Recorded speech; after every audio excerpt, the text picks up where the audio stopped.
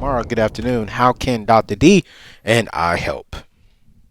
Thank you so much. I'm a little nervous and I ramble, so please interrupt me if needed. So a little background, my husband and I have been married about 6.5 years. We have a beautiful little boy and a little girl on the way in January. Congrats. Thanks. We both did undergraduate completely debt-free with grants and scholarships and little measly 20-hour-a-week jobs. It was really fun. And now we're actually, my husband's in his third year of medical school, and we're still debt-free because we were very blessed to get a scholarship. Wow, that's pretty cool. Yeah, God has really been good to us. And, even though we've got this scholarship, our entire marriage, we've been living beneath the poverty line. We've never had debt. We've always been able to pay tithing, always been able to be generous, and always been able to save a little. And even by the time we move out to residency, we should have a good enough down payment for a house. That's awesome. So, I mean, so that's me and my husband. So how can we help? Sorry, this is very emotional.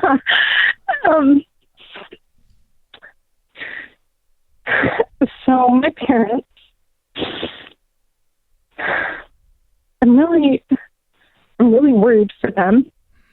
They make about $200,000 a year, which is I make about 10% of that. And it's just hard because I've been able to make that work. And my parents rival Congress, they just can't seem to make it work. And the past 2 or 3 years, things have gotten really weird because of, I'm guessing because of money. But just for an example, this year when I found out I was pregnant, I wanted to go stay with my parents for a little while. I paid for my plane ticket, and while I was out there, my grandma, we were told she had 72 hours to live. And so my dad was going to pay for the ticket, but then he's like, I don't have enough money in the bank. So I just paid for the emergency flight, which was really hard for us, but we did it, and I'm glad we did.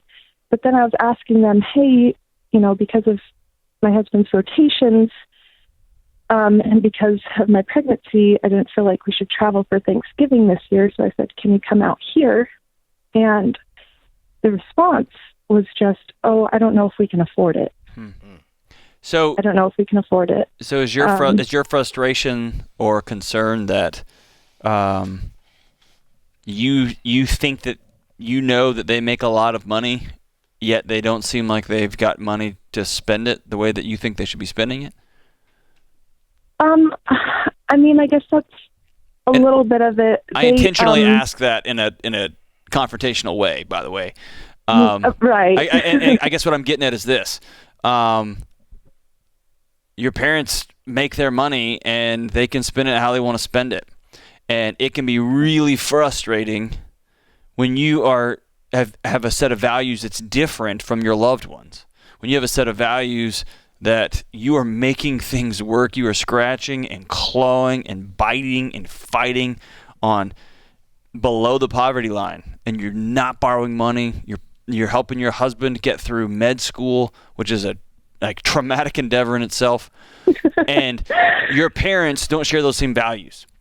And so it hurts when you think somebody's got a lot of money and they say, I don't have enough money to come visit you, because that sounds like a value judgment. That sounds like, oh, if you were making better decisions, then you would be able to come spend time with us, and you're not, right? And really, at the end of the day, this is a harsh statement, but I want you to put it in your heart and soul. You don't get a vote in how they spend their money. You don't get a vote in their financial dysfunction. And you will get a vote when it comes to what home they're going to be put in, right? And they don't have any money in savings. You'll get a vote then. But what I want to challenge you is to take that poison out of your heart. Set it down. Because all you're doing is it's poisoning and flavoring and coloring every phone call you have with them, every interaction you have with them. And it's just got this heated season that's unnecessary. You love your parents. They make different life choices than you. You really disagree with their values when it comes to how they spend their money, how they make their money. But don't carry that poison around with you. Or say your values are so different than mine, I'm cutting you off. If I'm not worth having a budget and your daughter and your son-in-law aren't worth visiting because you won't do a budget, tell them that, and then say, when you decide to get right with your souls in your budget, then so be it. That'd be foolish. That'd be silly, but you're welcome to do that, right? That'd be dumb. Don't do that tomorrow. don't do Well, that. Anthony's the voice of reason. Just don't. Whatever Deloney just said. Don't do that. But I agree tomorrow with what John is saying. You don't get a vote. Now, here's what you do get. You do have the right to say something. Once you say something, then leave it alone. Okay?